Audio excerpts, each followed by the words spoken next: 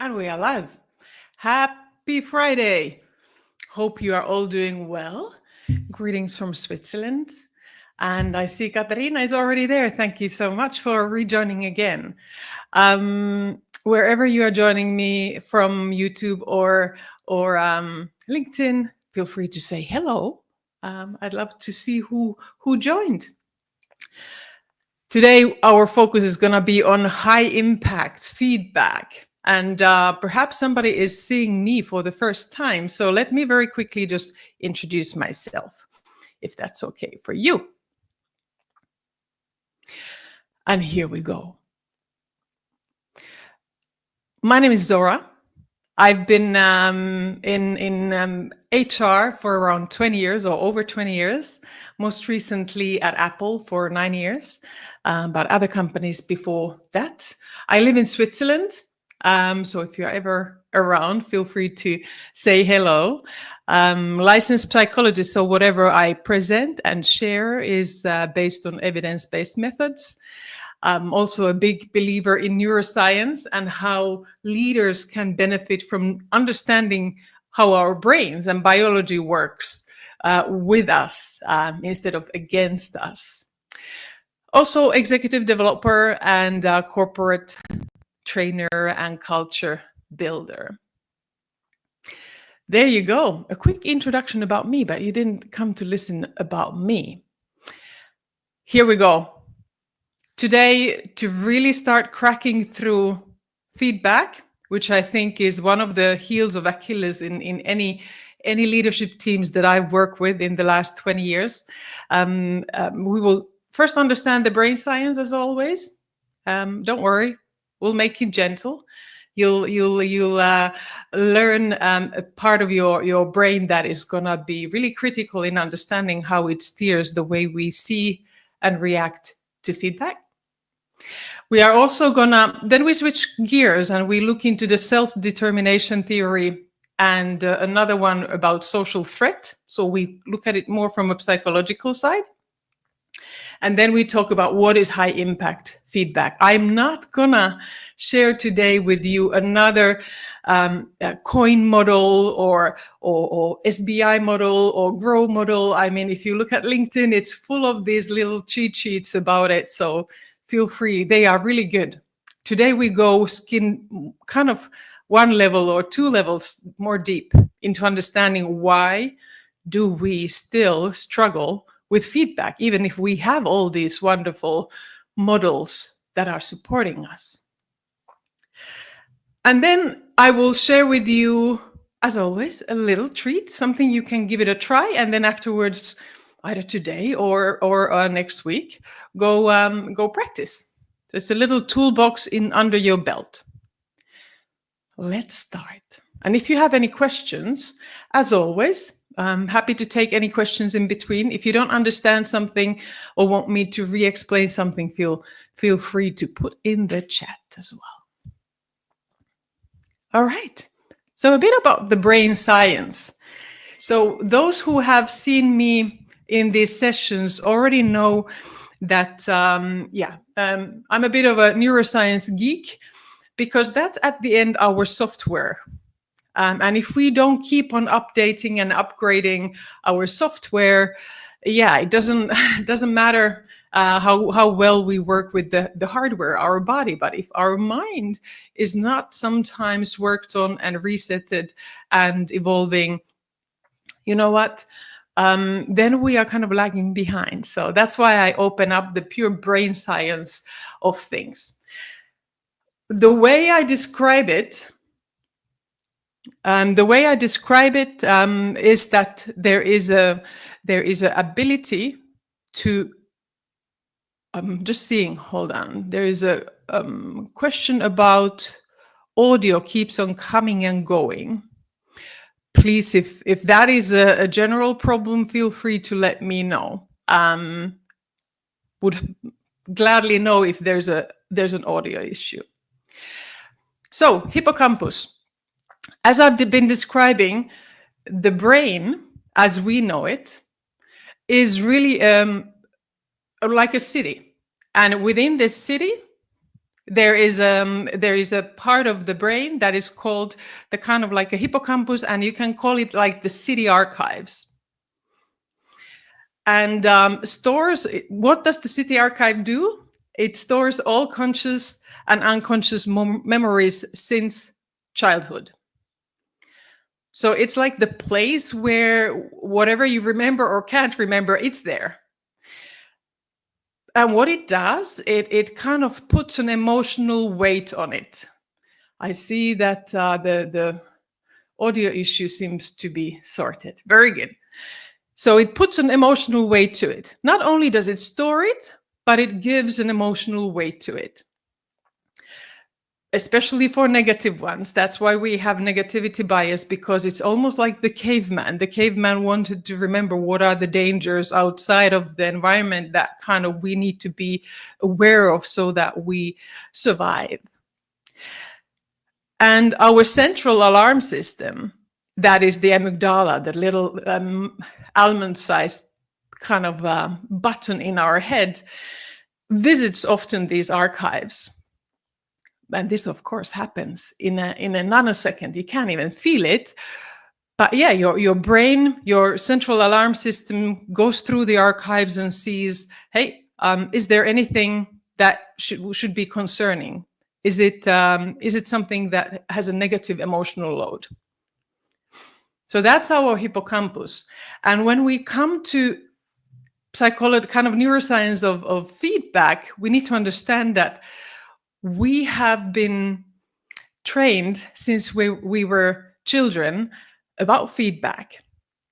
But our parents and our teachers didn't call it feedback. I'm not sure. I'm a parent myself, and I've really had to reframe the way I kind of give feedback to my kids or talk to my kids, because if I look at my childhood and probably also yours, we got scolded. We got told off by our teachers or by our parents or the adult world around us. So in our hippocampus, the part which is actually just next to our ears is that part. There's a big, huge archive called really scary moments of people telling me that I'm not enough or I've done something wrong. And they title it feedback, but it feels scary and makes me feel anxious. I don't feel maybe seen. I don't feel maybe heard. I don't feel capable. I don't feel maybe fairly treated. So that is the starting point of our kind of looking into the high impact feedback. So understanding that there's a part in our brain that has stored every bad experience of our feedback is right there. And that's where our brain will go the next time we will get any feedback. Then that's the anatomical part today. I want to dive deeper into looking more psychological side of the thing.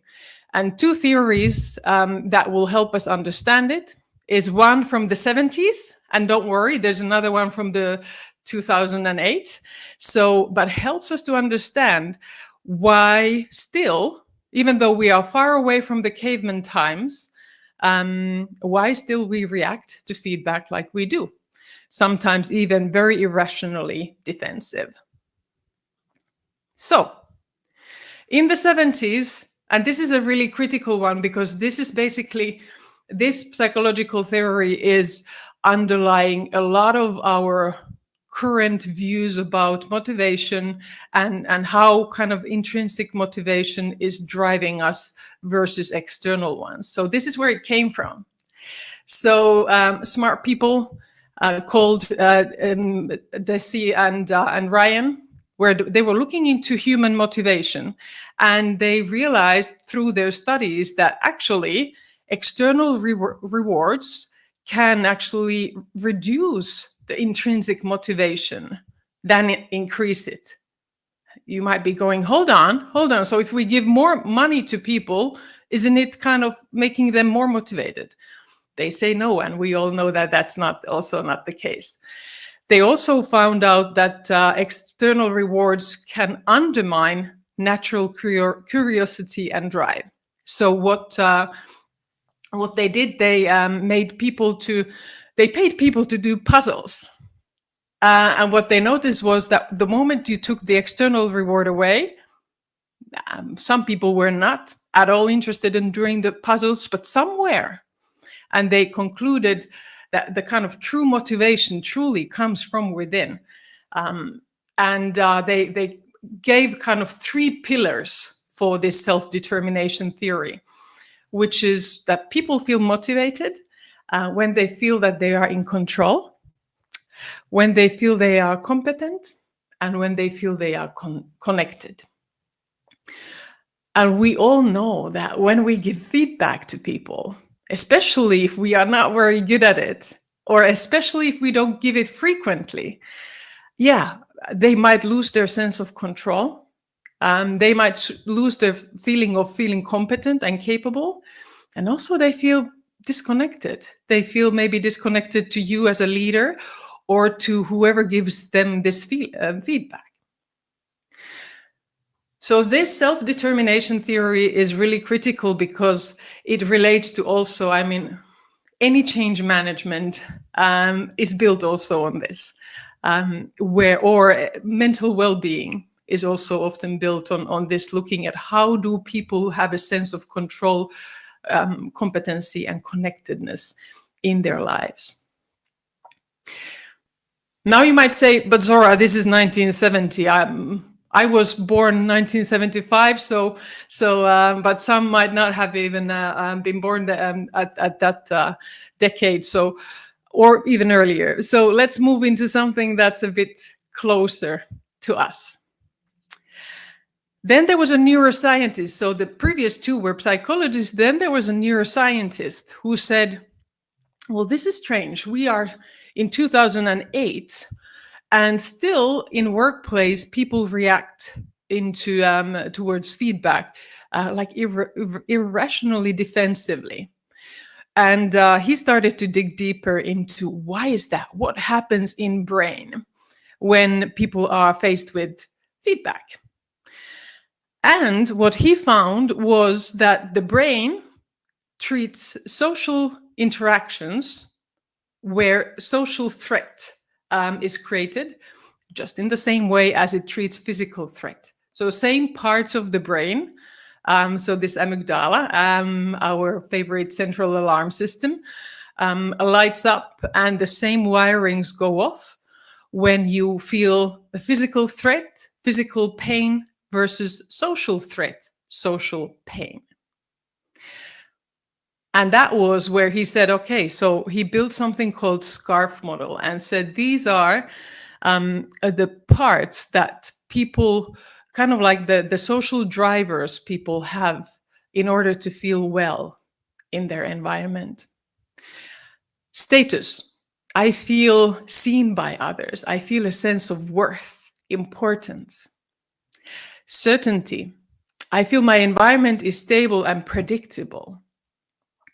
Autonomy. Now this correlates to the one before. So there was also this autonomy and the control. I'm in control. I feel in control over my actions. Relatedness as well. There was this connectedness in the previous one. I feel connected with others. And then the last one was about fairness. I feel treated equally and fair and supported by the people around me in an equal and fair way. Why am I sharing with you this? Is really to understand that when we look at feedback, all of this kind of human core needs and social drivers need to be tied into the feedback, or in our kind of background, this knowledge has to be there. And some of us, when I've been working in the past 20 years with leaders, some do it intuitively. So when I've shared this, then eventually they say, yeah, but I've been doing this kind of all along, and that is great. And you can see some being very natural talents in creating feedback that lands exactly in that way. But you can also learn it, and that's why we are here. So what we are going to do next is then look into high impact feedback and how does it differ from kind of like a typical average feedback. And I think we all know what we are talking about. We have given, I at least have been giving bad feedback in my past. I will share with you a little story. And also I have been receiving really average feedback that triggered exactly those archives in me. So here we go. Typical average feedback versus high impact feedback. 70% critical specific. I remember once I was in my early days, must be like, I don't know, 15 years ago, I was traveling on a plane to a meeting, and one of my first moments also to work with a senior executive, and he gave me a paper, a communication he wanted to share with his team, and he said, Zora, can you read that and tell me what you think? And I still visually remember the place in the plane and what happened next. I don't know why I had a red pen, and I started to kind of like strike through and tick boxes and make comments, and I didn't notice he was looking at me. And suddenly I hear next to me like, this feels like in school. And then my lights went on, because I had created in him exactly this archive moment. So he had seen my red scribbles, kind of looking into what's missing, what's like critical, specific. And it had triggered his memory of perhaps school memory of being told off or shown what was wrong. So that's often the problem, that typical average feedback is mostly negative. And then sometimes we try to sandwich it, which I don't ever recommend to anyone. And 30% is vague recognition. This kind of like, good job, high five, great, let's talk tomorrow, but we actually never do. So it does not hit to the behavioral level and as specific as we are with critical feedback. So what does it do? It triggers our bad memories. It makes people feel we are controlled, we are incapable, we are disconnected because somebody challenges our kind of way of seeing ourselves as well. We don't feel important, perhaps, in the way maybe the feedback is being given. We might feel destabilized because suddenly we thought everything was fine, and then comes end-year performance reviews and suddenly nothing is fine anymore. And we may be feeling unfairly treated. So that's where both the 3 pillars and the scarf model tumbles down. And the person is right into their hippocampus in the city archives, and the central alarm is going off, and they are in a panic mode, feeling this was one of those examples again where feedback is going wrong. Versus a high impact feedback, where we are going to flip the script. 70% of the feedback is to catch people doing good. Really to start retrain the brain and the archives, because the archives, remember, there's a negativity bias because the caveman, it made our cavemen survive. But we need to start building super big archive parts with a lot of great memories of feedback. So that when our little child or the adult us goes to the archives, we can say, hey, I know feedback is landing nicely and I actually benefit from it. And then 30% helping people to level up. And I'm going to break it down to you then afterwards. How? It builds positive memories, and it fuels the kind of the 3 C's and the 3 S's. I've simplified it for you. So from the pillar model, it fuels the feeling in control, feeling capable, feeling connected. And on the other hand side, from the scarf model, it fuels the feeling seen, the status, feeling stable, and then the feeling supported fairly by others. The two other were covered already before. So that is the difference. That is the difference in really flipping the script, but also flipping the numbers so that we can retrain ourselves and our teams to receive feedback neurobiologically differently. Oh, a lot of questions. Let me figure out how do I start bringing some of these questions in. I'll go quickly to the next slide when I start to bring them in. So, what's the key mindset or technique behind giving feedback that not only corrects behavior, but actually motivates and empowers someone to grow? For me, it's the 70-30 rule.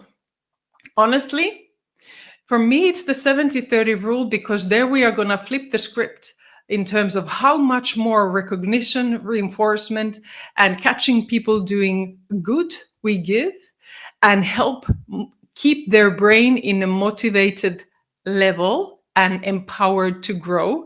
And then when we do course correction, we do it in a way that we recognize still the 3 C's and the 3 S's, so that we make it so that they can still feel capable, seen, and supported, and connected with us.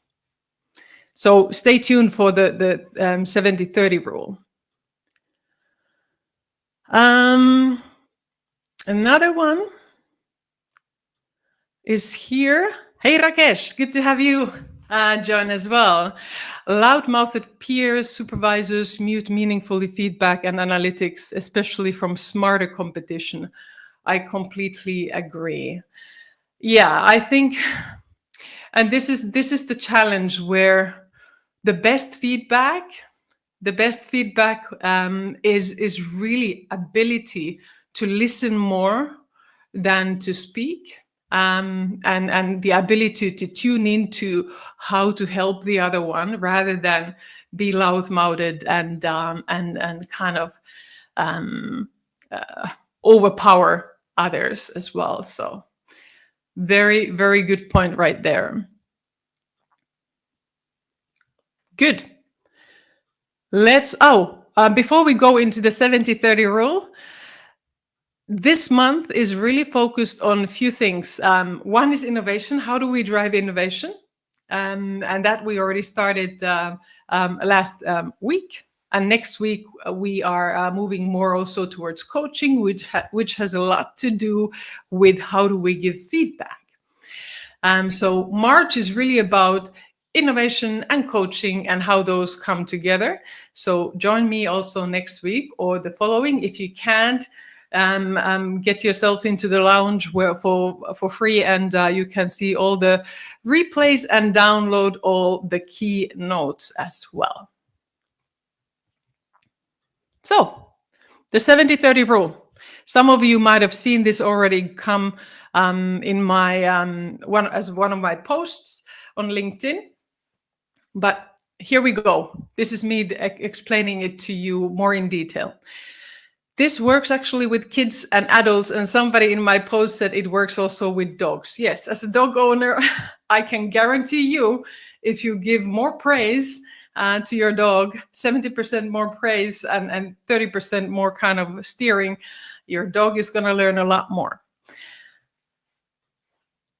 Right.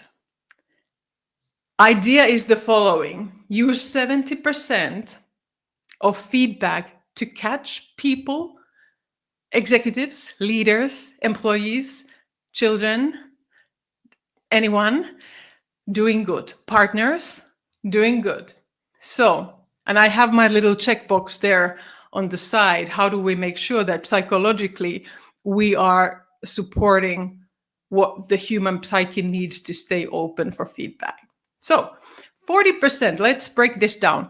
40% of your feedback should be to recognize and reinforce. Just like with children, just like with pets, that's also with adults, to help them train and feel like, I feel seen, I feel capable, I feel connected, and I feel stable and in control. And the more you recognize and build confidence and motivation, the more you fuel their ability to also learn. The brain that is on a stress mode is not learning. The cortisol is not your learning hormone. The cortisol shuts down everything. So you need to, the more you focus your feedback into helping people to keep their minds out open and relaxed, the easier it is then eventually to come more with the corrective course correction feedback. So 40%, that's a big chunk that you should be recognizing your team. Catch them doing good. Small little recognitions, but very specific. As specific when you then will give more constructive course correction feedback. And 30% should be encouraging repeat behavior. So one is to recognize and reinforce, but 30% is really to almost like ask them to double down on doing that same thing again. Helps build kind of a consistency and excellence. So here's an example. Hey, the way you kind of managed that tough interaction with the client was really perfect. You can give the examples. You stayed calm, you helped him to de-escalate, and you gave valuable advice, whatever that could be. Keep using that same approach. And like this, you are being very clear for the mind, okay, this is what I'm expected to do. And the more you recognize and encourage repeat behavior, this is up to 70%, you are then in a position to get to the one that more fuels growth and sparks change. And if you've done the 70%, Kim Scott from Radical, who wrote the Radical Candor as well, and ex-Apple like myself, she also talks about you cannot. It's like a bank. You cannot withdraw before you have given in.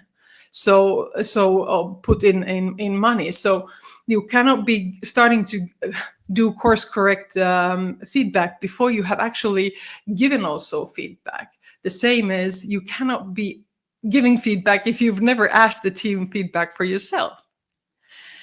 So 20%, if you've done your 70% homework and you can say, yes, it's been specific, it's been regular, consistent, it's been focusing on reinforcing repeat behaviors and or encouraging repeat behaviors and reinforcing and recognizing some strengths, then you can do this, then you are ready. And I guarantee you, you don't need to use a different models and tools. You can actually say very simply, like in here, you can address gap or unhelpful behavior habits, saying, you know what, this report could actually benefit from more clarity. What ideas would you have? Not much more. Still, you give them the feeling of control. They will feel capable because you are seeing them as a capable to steer it. They feel connected and supported. And last is then the 10, which is the stretch and challenge, which is both can be used both in kind of developing and helping people to level up, drive innovation beyond, push beyond comfort zones, and by giving challenges. So you can say, you know what, that was a masterpiece of a meeting that you just delivered. The way you managed and discussed the negotiation part was fantastic. Let's move into the strategy discussion, and I'll give you the lead next time as well. And that's basically the part of high impact feedback where you are flipping the script of how much of your feedback goes into kind of catching people doing good versus then helping them to level up. And it's neurologically and biologically allowing them to see that, you know what, this feedback is geared to help me grow and empower me to make the decisions that I need to steer my success as well. Where do you find this again? It's in the lounge. It will be in a moment when I drop it in. Please join. It's free for you. And yeah, join me next time as well. Let me quickly see if there's another question. Is there a measurable link between the way feedback is delivered and teams' capacity for innovation? And if so, what type of feedback environment statistically leads to the highest creative output? Amy Edmondson, the mother of psychological safety, has written a book about failing the right way, and how important feedback and being able to give critical feedback in a right way to the team is creating a psychological safe environment, and how that drives productivity, innovation, collaboration, talent attraction and retention. A shout out to Amy Edmondson and her book. There's a lot of data right there to show that if you create an environment where people, when they get feedback about their maybe mistakes or gaps that they've done, how that fuels psychological safety and innovation as well. Great question. Another question I'm going to still take. Can feedback still be high impact if it challenges someone's sense of identity? And if so, how do you deliver without triggering defensiveness? Really good question. It's always about what, not who. The typical average feedback is often about the who. You did this. And I actually posted about reframing your feedback. So the old type of feedback and typical type of feedback is about you did that, or you should have, you meant to do this. So this is the part where reframing it is really key, and using more about what is the observed behavior instead of who, and instead of assuming their intent, asking their intent. So I see you lose your cool in that meeting, and I saw the impact it had on the team, but help me to understand what happened. You are talking about the observed behavior, not about their identity. So focus on the what you have seen instead of who, and you are not attacking somebody's sense of self. And that's where the kind of feeling seen or feeling important and that status does not need to be shaken with the feedback.